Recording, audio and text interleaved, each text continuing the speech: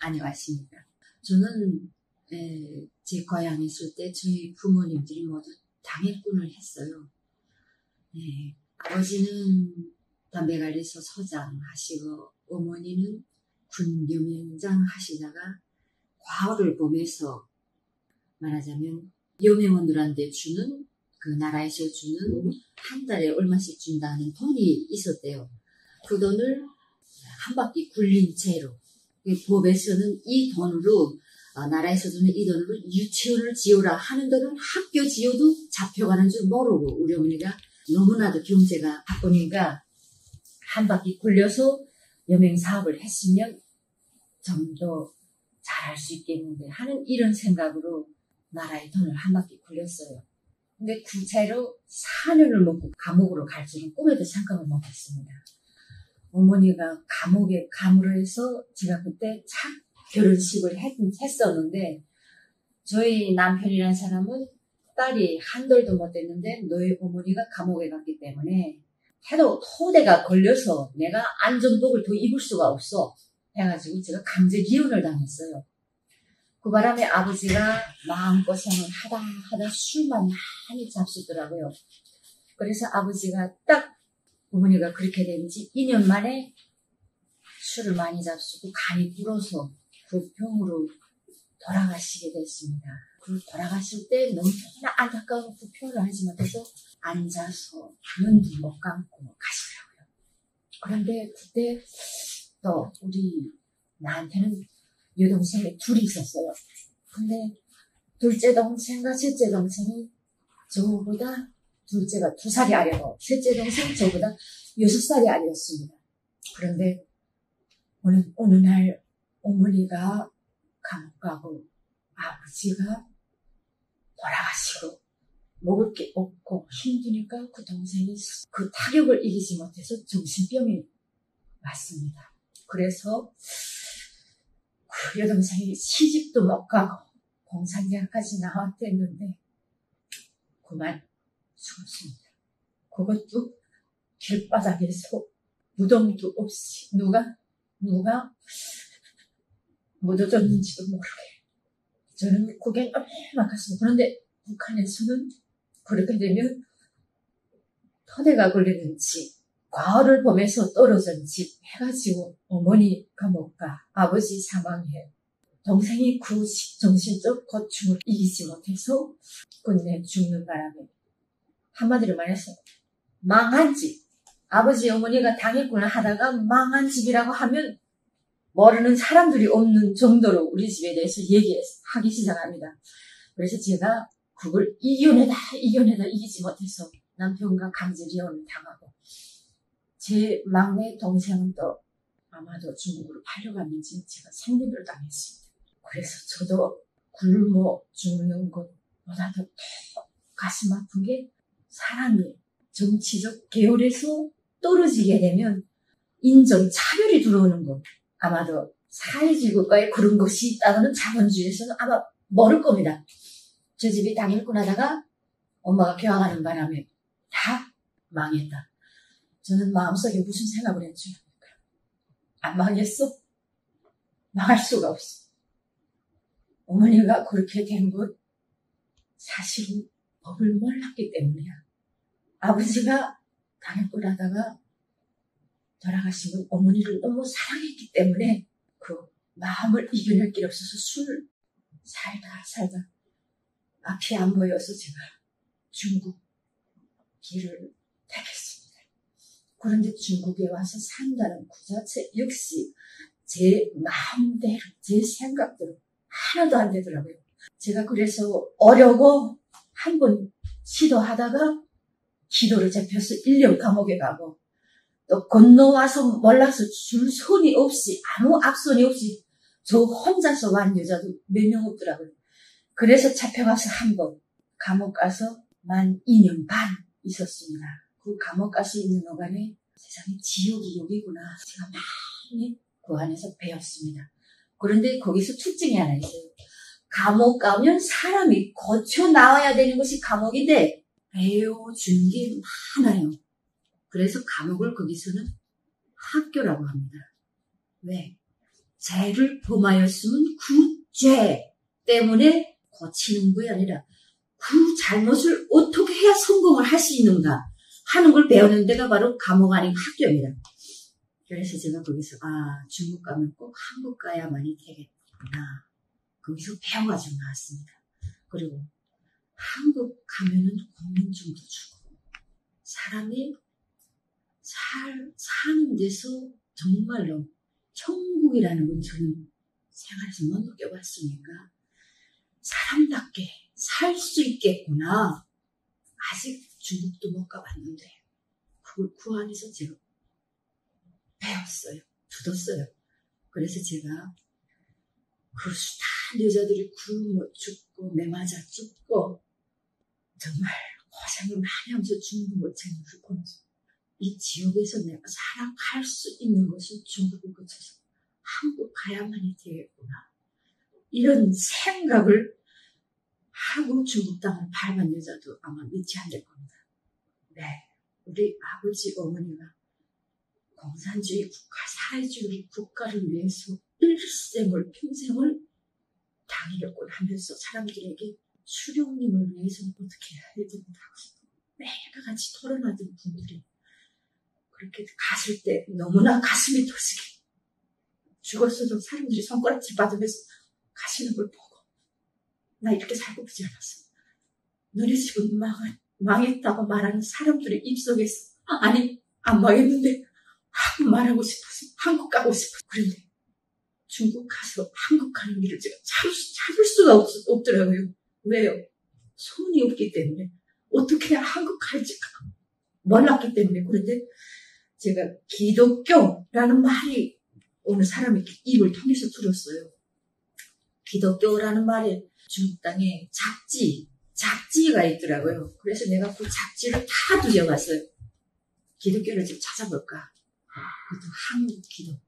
전화번호가 한국 기도라고 썼으면 제가 다 전화해봤는데 총 12개를 해봤습니다. 그런데 그것이 2013년도 기독교 사람들이 전화번호니까 하나도 아닌 기독교 전화번호였습니다. 그런데 기적이라고 해야 되겠는지 저희 운인이라고 해야 되겠다고 생각을 해야 되겠는지 저는 처음으로 갈립선교회라는 이 문구 자체 너무나 고맙고 너무나 감사하더라고요. 그래서 제가 이 갈립선교회라는 문구를 접하자마자 3일 만에 한국으로 올 수 있는 이 손 너무나도 고맙고 왜?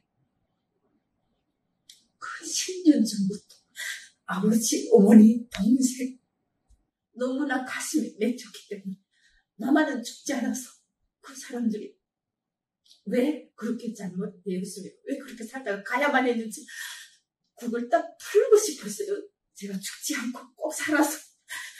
그런데 와보니까 그게 저를 한국 갈 수 있게 도와준 분이 하느님이시더라고요.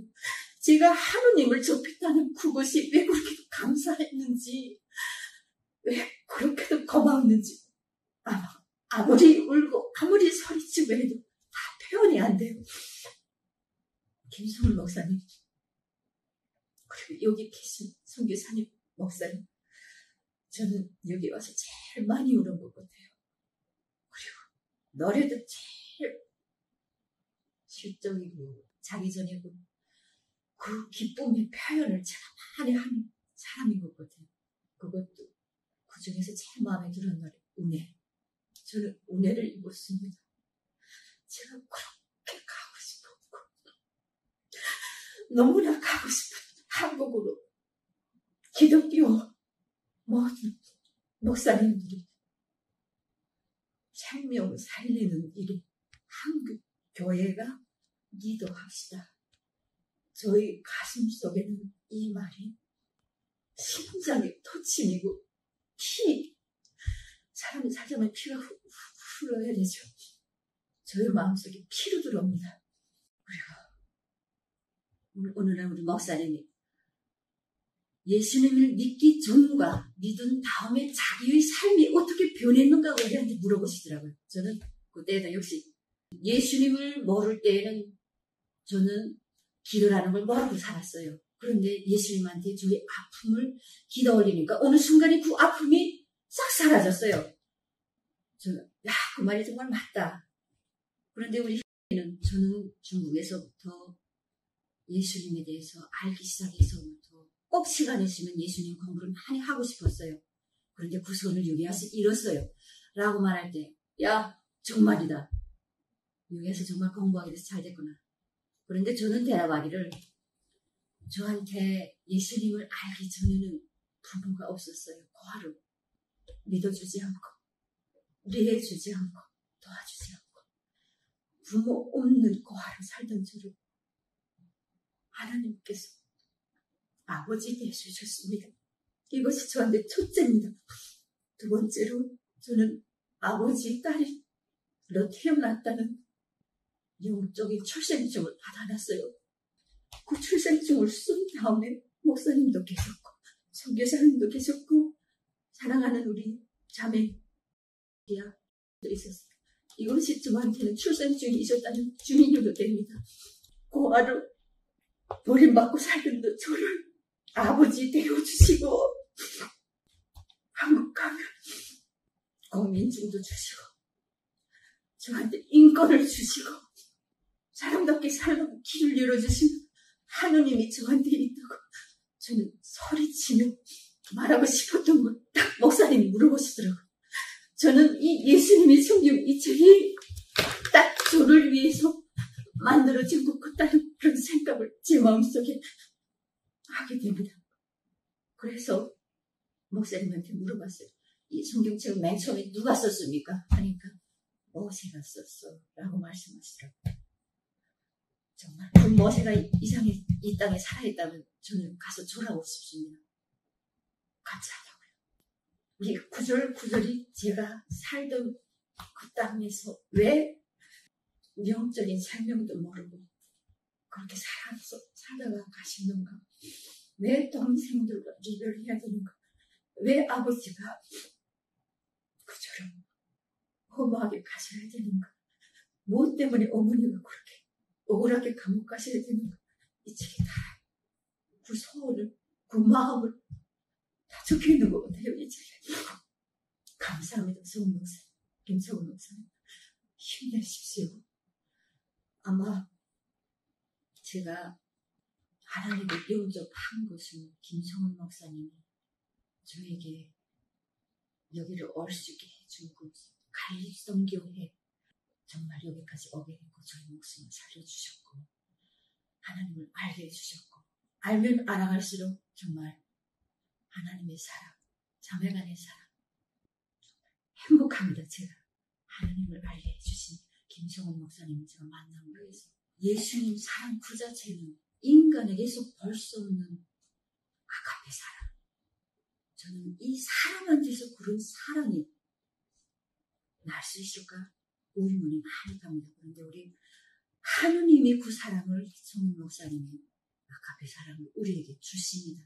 그런데 인간이 아닌 사람, 돼지나 꾀는 그 사랑을 먹고도 짓밟아버리고 발로 차고 오히려 주인을 잡아먹으려고 하고 저는 말하고 싶은 게 은혜를 받았으면 꽤 돼지보다도 못한 인간이 되지 말아야 되겠다. 저는 이에 대해서 정말 말하고 싶고 표현하고 싶고 곁에 있는 사람들한테서 얘기해주고 싶은 게 이 소리입니다. 우리가 하느님한테 은혜를 받았으면 사랑으로 그 옆 사람들에게 표현하는 그 목사님들한테 고마움은 표현하지 못할지언정 사람을 잡는 일만은 제발 하지 말았으면 하지 말자. 아마도 그 사탄과 같은 악한 사람들은 이 하나님에 대해서 다 모른다고 저는 생각합니다. 자기가 저지른 죄가 사탄이 노는 것과 똑같은 행동이라는 걸 모르기 때문에 그렇게 놀지 않겠는가 하는 생각도 제가 많이 합니다. 천국도 갈 수 없고 지옥에 딱 떨어질 것 같아요.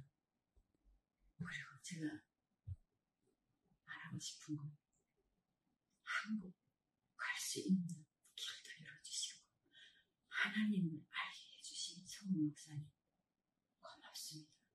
건강하시고 힘내시고 사랑합니다. 감사합니다. 앞으로 꼭 그 은혜에 보답하기 위해서 하나님이 어떻게 살아라 하는 대로만 더 살 거예요. 왜? 저희 은인이시고 저희 목숨을 건져주시고 아버지시고 사랑의 화신이시고 무슨 말을 어떻게 표현했으면 그 감사를 말해야 되겠는지 저는 이만큼 저도 그 감사하다는 책에다 딱 남기고 싶은 심정입니다. 고맙습니다. 하나님, 예수님 감사합니다. 김성근 목사님 힘내세요. 사랑합니다.